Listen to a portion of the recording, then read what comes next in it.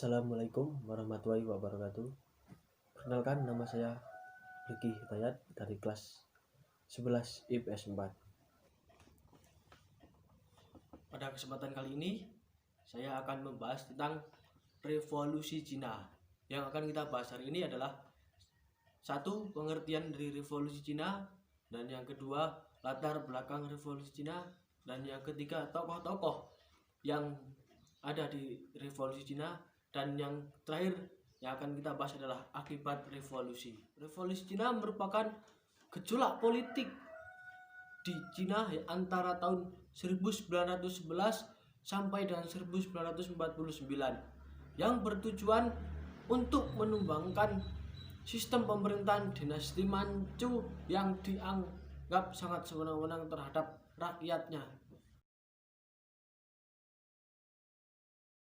Goblok! Latar belakang terjadinya revolusi Cina. 1. Cina kehilangan banyak wilayah kepada negara-negara Eropa dan Jepang. Yang kedua, kekalahan Cina dalam Perang Candu, Perang Cina dan Jepang, dan juga Perang Boker.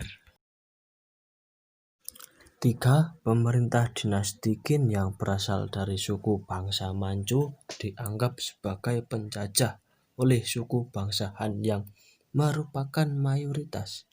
Dan yang keempat, pengaruh paham demokrasi dari Barat dan keberhasilan Jepang melakukan modernisasi dalam reformasi Meiji. Dan yang kelima, hilangnya kepercayaan rakyat Cina terhadap dinasti Manchu. Tokoh-tokoh dalam revolusi Cina. Yang pertama ialah Chiang Kai-shek, yang kedua Mao Zedong, yang ketiga Yuan Shikai, dan yang terakhir Sun Yat-sen. Chiang Kai-shek adalah seorang pemimpin politik dan militer Tiongkok abad ke-20. Dalam bahasa Mandarin, dia dikenal sebagai Jiang Zishi atau Jiang Zhangzheng. Chiang adalah seorang anggota berpengaruh di Partai Komunis atau Partai Nasionalis. Ia juga merupakan sekutu dekat Sun Yat-sen. Mao Zedong adalah seorang tokoh filsuf dan pendiri Negara Republik Rakyat Tiongkok. Ia memimpin sebagai ketua Partai Komunis Tiongkok dari berdirinya negara tersebut pada tahun 1949 sampai kematiannya pada tahun 1976. Yuan Shikai adalah jenderal Tiongkok penting dan politikus yang terkenal selama era akhir dinasti Qing.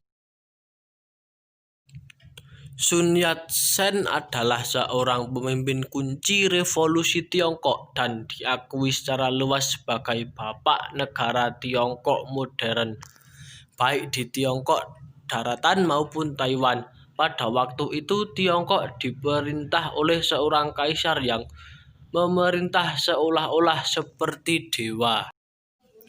Nah, itulah tokoh-tokoh di balik revolusi Cina. Dan yang terakhir kita akan membahas tentang dampak atau akibat revolusi Cina bagi masyarakat Cina dan dunia.